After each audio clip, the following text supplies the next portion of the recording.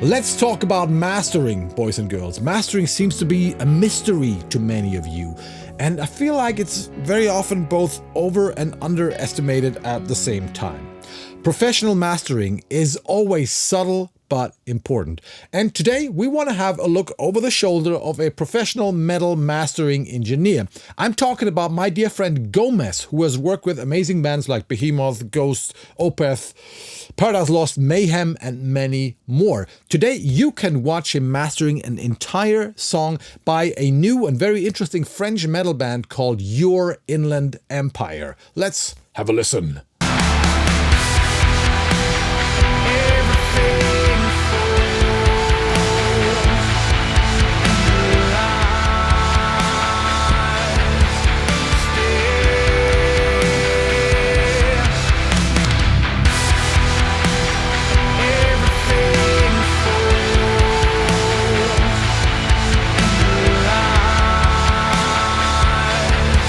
A professional master is not going to make a night and day difference. It's always going to be subtle. It's not supposed to change your mix. It's supposed to enhance the qualities of your mix. And that's what we want to show you today. What you can watch in this video is a workshop that Gomez did at this year's MetalCon Studio Session in Frankfurt, where he was recreating his original master for Your Inland Empire. By the way, if you enjoyed the band, there's a link below. Check them out. They're cool. He's going to use outboard gear, in this case a wonderful very mu compressor from Gyraf, and plugins as well, and he's gonna walk you through how he mastered that song and explain why he did what. So let's go back to Frankfurt. By the way, there's gonna be a next MetalCon, this time in Berlin in April. There's another link below, so if you want to be a part of workshops like this, check out the link below. Now it's time to go back to Frankfurt and to watch Gomez mastering Your Inland Empire. Enjoy! My name is Jaime Gomez Arellano. Forget that, it's really long and complicated. Gomez. I got an album here that I did recently that was pretty complicated because songs are kind of very different. I'll show you guys how I just master a song from scratch, how I treat a sequence of an album. I'll demonstrate, some of these units. This stuff is really nice. I use it in the studio and I'm a big fan of it. And I'll just show you just kind of my workflow and how I approach an album.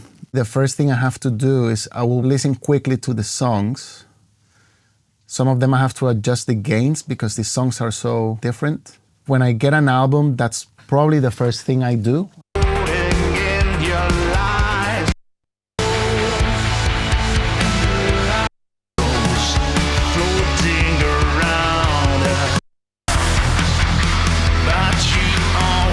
If it's a very linear metal album, for the most part, everything's just gonna sound, pretty even, but something like this, you have to level things out.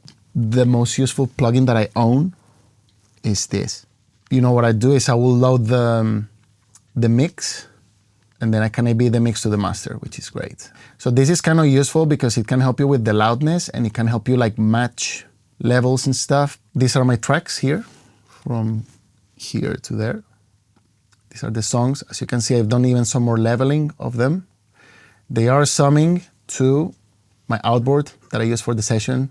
And then that's going to a little bit more EQ. I think there are some MS stuff that I'll explain that I do sometimes. I'm a huge fan of this plugin. I use it on a lot of things, in mix as well.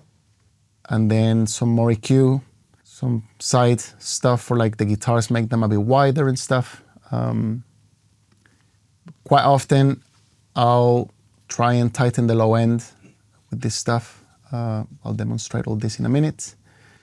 And then I always use the Ozone stuff. It's been my favorite limiter for 10 years. It's probably just filtering. This is off. I like to mono the low end. This, I don't know what it does. Apparently it helps the limiter react a bit better, and sometimes I do feel it, sometimes not so much.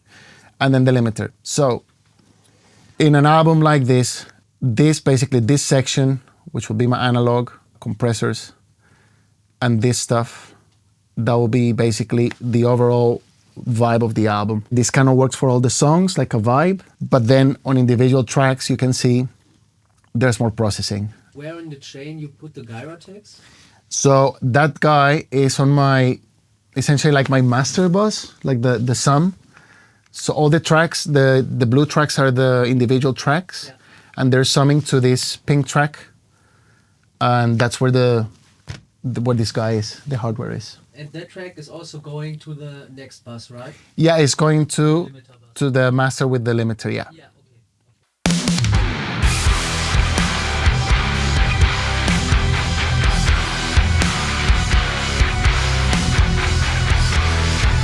I'm gonna focus on the kind of louder part of the song.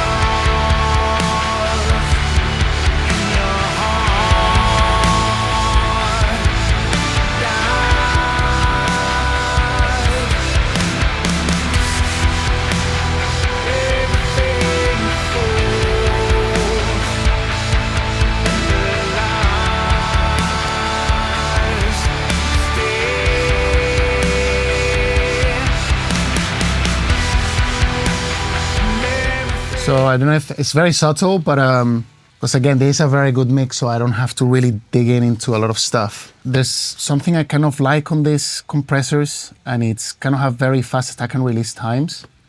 It's kind of, I guess, kind of wrong, and most people prefer using like a slow attack and a fast release. But on these kind of units, I like just create some kind of excitement that I quite like. I hope you can hear it because it's subtle. I'll exaggerate it too, so you can really get it. But so this is the mix.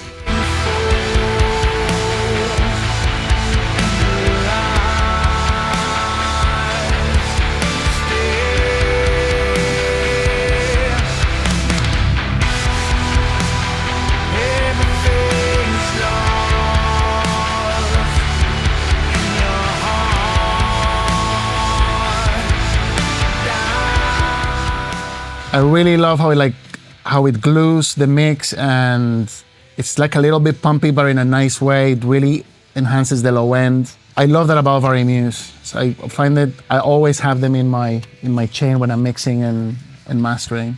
My guess is that I would have done something similar on my bus compressor. I think I wanted to get a bit more punch, because if I follow back my steps, I'm using the 2500 already. Just looking at the settings, I'm trying to get more of the transient of the drums. Classic kind of settings on like an SSL or a API that just adds punch to the drums.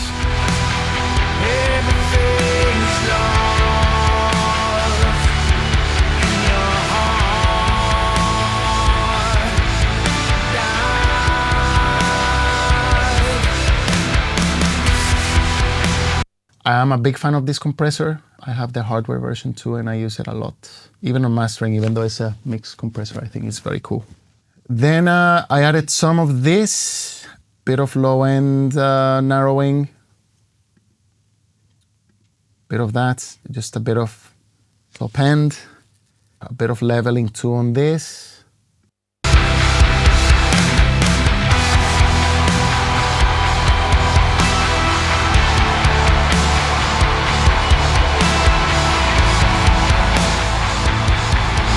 Don't like it when plugins make things louder.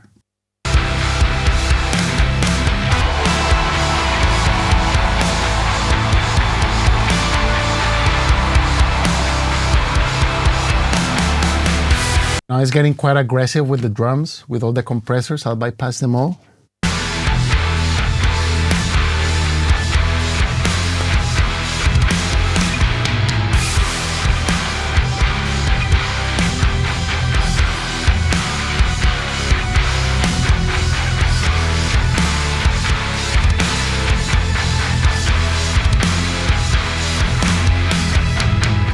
because I love drums. And I feel like I'm one of these guys that no drums, no album, pretty much. And in this style of music, at least, So I'm pressing quite heavily. Sometimes that also happens because if I'm limiting kind of hard, you start losing some of the punch. So I guess I was compensating for that. Then I was doing some MS stuff. I don't use it a lot, but sometimes it's kind of nice to add some width to things.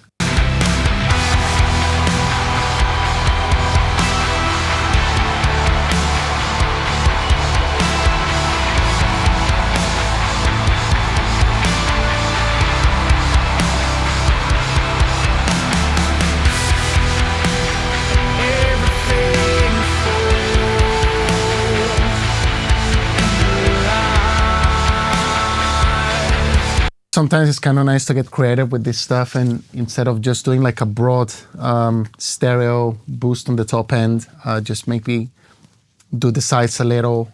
There's a really cool trick for guitars as well, for the sides, because like now everyone wants everything wider. So, because I find myself around this 350, 400 kind of area, like I'm usually cutting a lot of stuff. But it's a really good place for the low mids of the guitars. And if you want something to be a bit wider in mastering, for your guitars to be a bit bigger, I think this is like a pretty cool trick. I'll exaggerate it a bit.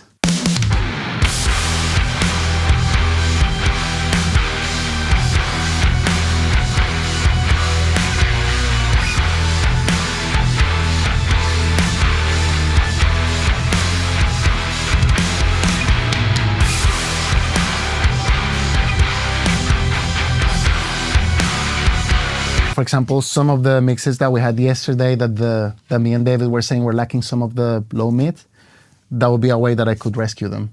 And also you can create a wider feel. Also, for the guys that were yesterday at the listening session, low end is really, really hard to get. I would say it's probably the hardest thing to nail. So in mastering, I really focus on try to get like the maximum bass I can, but that solid bass. I quite often do this on a lot of record. But this you really have to play with the attack and release times of things. So starting at like 120. And I like what it does, like it's just kind of tightens like the kick drums and the bass guitar.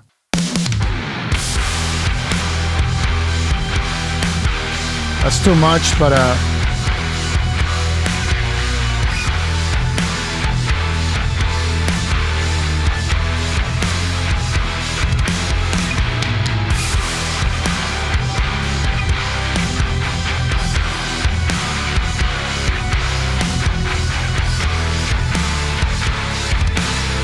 I wouldn't use that much of it, but I guess you guys can hear like kind of what it does. And then finally, I would add a limiter. These guys wanted things very loud. Again, it kind of suits the style of the band. You going for loudness these days? You know what? Like I'm still kind of 10 years behind on this, and I still use RMS because I'm used to it. Back in the day, I used to be around -10, -8 RMS. Then I went more like to like -5, -6, like really loud. That's kind of what clients kind of wanted. But now I usually sit around -10 RMS. My thing has always been make it as loud as I can without damaging the mix, basically. So.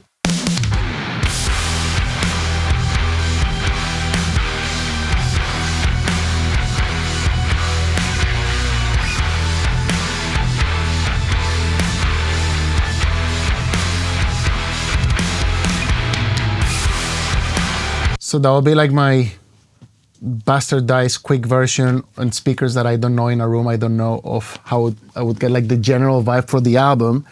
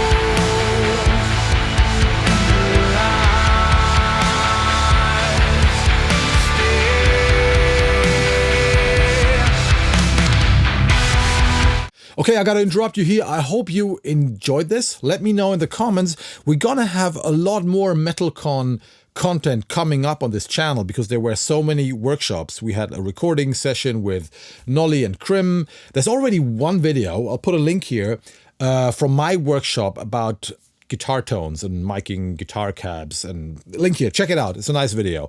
And much more, mixing and vocal recording workshops. We had a lot, so stay tuned, subscribe to this channel to watch more videos like this. And once again, there's gonna be another MetalCon in April in Berlin. Check out the link below. Anyway, that's all for today. I hope you enjoyed this. Leave a comment, subscribe to this channel. I see you soon with more MetalCon content. See you in hell, motherfuckers. Bye-bye.